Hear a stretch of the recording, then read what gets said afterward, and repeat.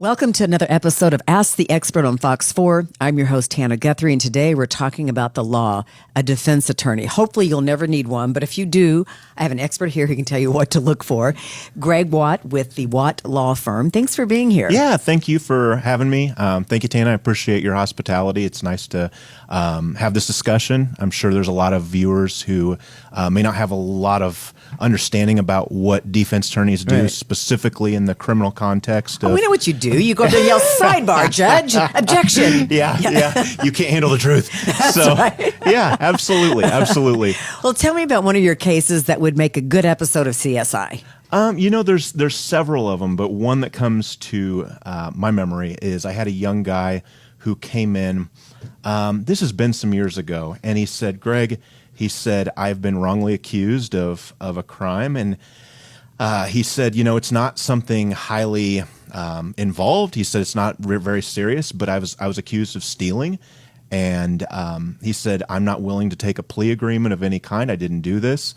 But doesn't everybody say that? Yeah. But you believe this guy. Well, here's the thing. I really didn't necessarily in the beginning because, he just, I had asked him about his background. He'd had some run-ins with the law in the past.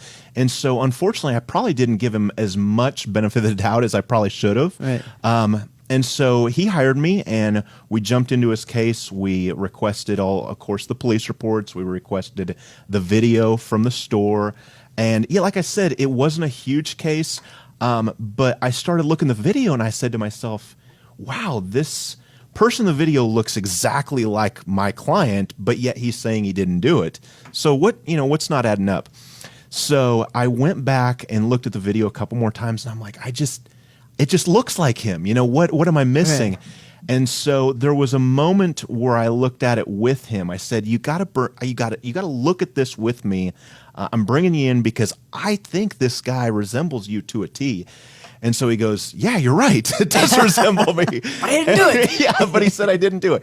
So I leaned close to the computer, and I saw something in one of the frames that was basically an underbite. So the guy in the video, I looked at my client, I looked at the guy again, I said, you know what? What's weird is I can see a remarkable difference in the way the jaw line. Okay, so he's like this kind of exactly, jaw? Yeah. Exactly. So the guy in the video had a very protruding jaw. He had an underbite, and I said, let me look at your, turn to the side. Let me look at you.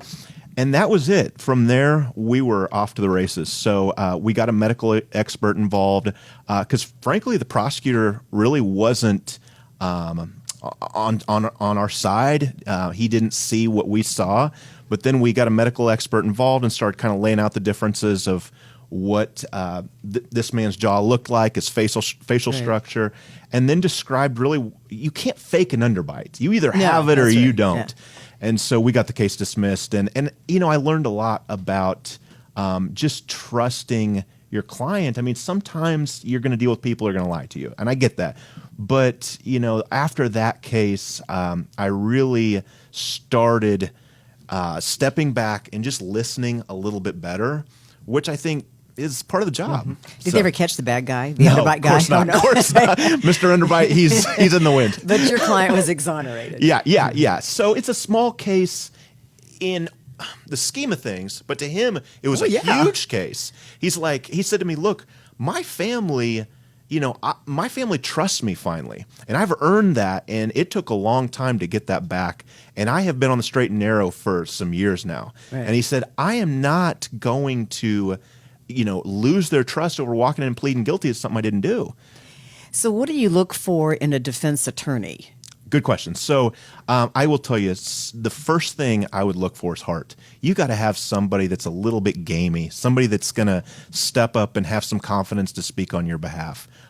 If you don't have someone that is going to articulate the defense and going to stand up on your behalf for what the facts present in terms of facts that are advantageous to your case, then you're not going to have much of a chance. So heart is a big one.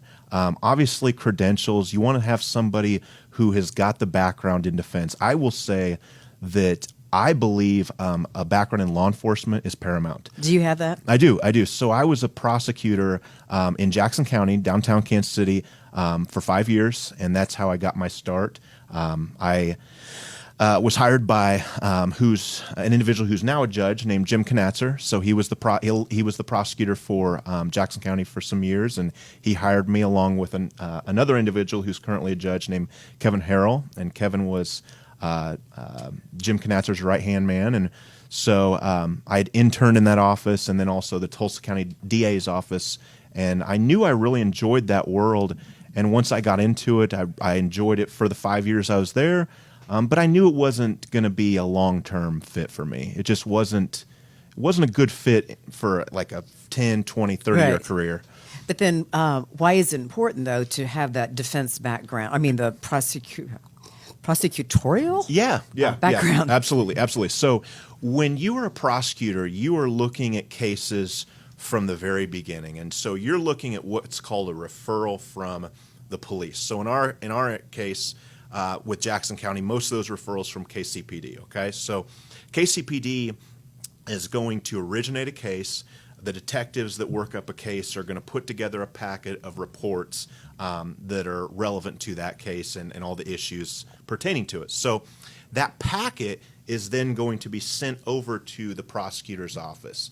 And so as a prosecutor, you're going to read through that packet, or in other words, read through that referral, and you're going to make some charging decisions. And those are big decisions because those affect a human being. And you're looking for evidence that gives you probable cause to file it. And then you're also thinking 2 or 3 steps down the road, can I prove this case to a jury beyond a reasonable doubt? And so when you're making those filing decisions and when you're working with law enforcement and when you're working with your colleagues at the prosecutor's office and judges in terms of criminal cases, you learn so much more than if you would have just graduated law school, hung a shingle and said, hey, I'm a defense attorney. And a lot of people do that, and there's no disrespect to them, but you're never, ever going to have the same perspective and the ability to work with law enforcement, work with prosecutors, unless you have that background. So I would say a background as a prosecutor, huge. So heart, you got to have heart, and I would say you definitely need a background in law enforcement to some degree. And I think the third thing is the ability to relate to people. It's the ability to listen to their issues and empathize and sympathize and to look at them as a human being who made a mistake. And, that could be somebody's child. It could be somebody's daughter or son that went out and stole a pair of jeans. So you're talking about simple stuff, not necessarily murderers. Sure. So kids steal some jeans. Give me a story about that. Yeah, so it happens all the time. So kids will go with their friends. They'll go to the Oak Park Mall, or they'll go, to Independence Mall, or wherever the case may be. Might go down to the plaza. They might steal a pair of jeans. They might steal, who knows what, candy bar from Quick Trip. It doesn't matter. But kids are going to make mistakes. Adults are going to make mistakes. Everybody in between, they're going to make some mistakes. But the parents are going to say, "That's a good kid. He the first time. What are we going to do?" Yeah, and here's the thing: they are. I mean, I get the luxury in this business of being optimistic. Every single case, I look at the case and say, "What opportunities do we have?" This is a person who isn't defined by this one mistake, and I think about some of the things that my friends and I did, just stupid stuff that we gotta pass on. Right. Just by the grace of God, maybe we gotta pass, and we got an opportunity to not have that necessarily hold us down. And so I think a good defense attorney also has the ability to look back at their own experiences as a human being, look at the person across the table and say, all right, you made a mistake. How do we pick up the pieces? Or they might need treatment. How do we get you into a treatment facility? How do we get you rehabilitation? Be honest about the issues you're facing, and let's see if we can get you back on track as a productive citizen. And I will tell you, we do it every day in my office. People always say, oh, you're a defense attorney, man, how can you represent those people? And I will tell you, we put people on the right track every single day.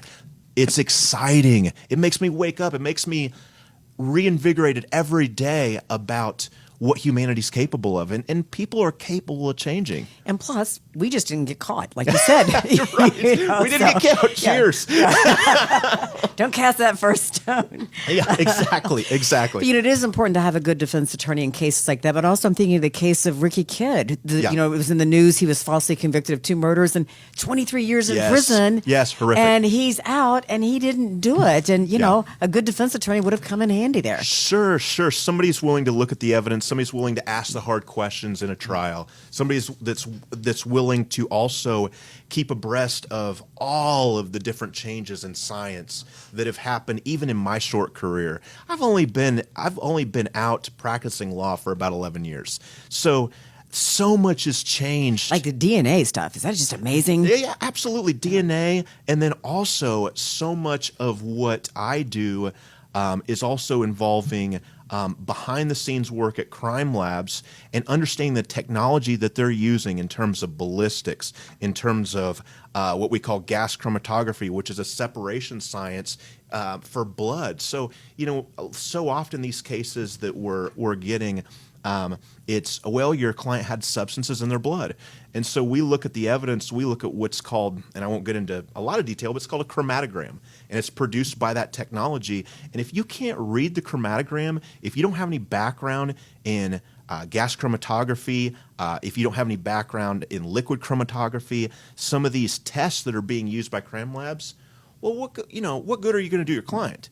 I mean, it's something that a lot of defense attorneys, they just bury their head in the sand and say, well, that's just kind of that CSI stuff behind the scenes. I'm not going to mess with it. No. You need to mess with it. You got to mess with it. Absolutely. So I've spent a ton of time and a ton of money training with the same tools that these forensic labs train with so that I can read the reports. And you know what? They may have done a bang-up job, and I may just look at the client and say, hey, they did their job. There is nothing here for us to do other than, try to beg for mercy from the prosecutor. That may be it. Other times I look at a report and I say, oh, we've got huge opportunities. And you can get them off. Sometimes. Yeah. Or we can introduce evidence at trial that shows that the crime lab was woefully mistaken in their analysis. And that's a big leap into the future, because I will tell you, and I'm not trying to brag, but my office is the only one in Kansas City that's dealing with the forensic stuff on the level that we deal with. Only one. And we're extremely proud of that. So what do they use when they do those outlines of the body? Is that spray paint or chalk, or what is it? So what's funny is you see that on TV a ton. Yeah. And you see it for dramatic effect. But really, most of the time, I just don't see that. Oh, you don't? No, most of the time what we see is markers for it might be shell casings, things like that, and they might use a little bit of markers just to kind of indicate where the body was. But I'll tell you, the biggest piece of evidence that they use to indicate where a body or some piece of evidence was relative to the space around it is simply photographs. It makes more sense. Yeah. So the photographs are going to come in, and I will tell you what we oftentimes see so often is everybody's got a cell phone on them, and it's like, take a photograph. Come on, where are the photographs? And officers and detectives sometimes are like, oh yeah, I should have done that. So now, when you and your wife get into an argument, there's no way she wins, right? Well, you know what? She's an attorney also, so she might. Yeah. So she had a great career at a local law firm that's now called Stinson. So it was Stinson Mag, then it was Stinson Morrison, then Stinson Leonard Street, and now it's Stinson. But she did civil work, so she did a lot of corporate work. And my hat's off to her. That's an area I could not have the patience. So before a trial, though, do you two role play? Did you make her play the bad guy? I will tell you, she's been great, because I had a trial recently where she pointed out something that just really saved my guy's bacon. We got a not guilty on it, and he was accused of sending some threatening emails to his ex. And so, we brought in our expert as far as forensic extraction of data and things from email, and he did his best, but there were certain limitations even with what he could do. So my wife just simply points out, she goes, wait a second, you and the prosecutor are arguing over 2 to 3 emails that he supposedly sent. Well, if he had actually sent these emails, she would have other emails other than like 2 or 3. She would have like if he's stalking her. Well, yeah. Well, if that was his actual email address, Right. there would be other emails, and I was like, and of course, my hair blows back. I'm like, what? Did you find them? No, No, there were no other emails. No, there were no other emails. And so in closing, I said to the jury, I said, if this were his actual email address, if he had actually used this actual email address, there would be other emails that she could point to, or the DA could point to, that would be indicative of that's his usual, that's his email address. It's so simple, but when you're waist deep in a case, you sometimes miss the most simple. So he was obvious. acquitted of stalking? Yeah, he was and acquitted. So what's her deal? She was a scorned woman and just... She was very upset because he had moved from Arizona where they were as a couple, and then there was a custody dispute over the daughter, and there was a lot of animosity between the couple. But he looked at me and he's like, look, I didn't send these emails. He's like, Greg, I don't know how you're going to prove it, but I didn't send them. And I'm like, how am I going to prove that? Yeah, your wife. There you go. Yeah. Now, do you ever handle cases where people, there's a custody battle like over a dog or a pet? No, because I don't do any family law cases. Okay. So I don't do any family law, personal injury law, landlord tenant, Social Security. All I do is criminal defense. Okay. So I do felony. Which would be more exciting. Yeah. So I do felony, misdemeanor, and DUI defense. That's all I do, just to keep it simple. And what I will tell you though is animals obviously are a big deal. I mean, we've had some animal abuse cases come our way, and what's interesting is sometimes the police get it wrong on those too. We've gotten forensic veterinarians involved who are able to do what's called a necropsy, which is like an autopsy, and they're able to go through the science and explain how this individual couldn't have done this to this animal. And so we obviously are not looking in any way to we're not looking to highlight or brag about anything we do, but we're trying to get to the truth in what we do. And we're trying to get to the truth when somebody says, hey, look, Greg, I need you because I'm not guilty of this. Sometimes we're able to really get straight to it. Is it important to have a defense attorney on speed dial? I do think so because, I will tell you, very often what happens very quickly. Somebody that gets accused of something, nobody's prepared for it. And I hope it never happens to anyone close to you, me, or anyone else in this room. But good people make mistakes. I mean, they do. Good people will go to Applebee's and have a couple drinks, maybe a couple more than they should. They get pulled over for a DUI. I mean, that's the reality. I'm not saying it's right. I'm not saying I'm proud of that reality. I wish I didn't have any business. I wish there was no business out there for me. But people are fallible. They're going to make mistakes. So having having a defense attorney on speed dial, absolutely. So if somebody has more questions about a defense attorney and what's involved, what's your website? So www.kcmetrodefense.com. kcmetrodefense.com. Absolutely. Okay. So kcmetrodefense.com, the Watt Law Firm. My name is Greg Watt, and I will tell you, in what we do, we're passionate, we're good at it, and we wake up every day just thrilled to do it. Well, thanks for coming in. It was great talking Absolutely. with you. Thank you. Yes. Thank you. Join us next time for another episode of Ask the Expert on Fox 4.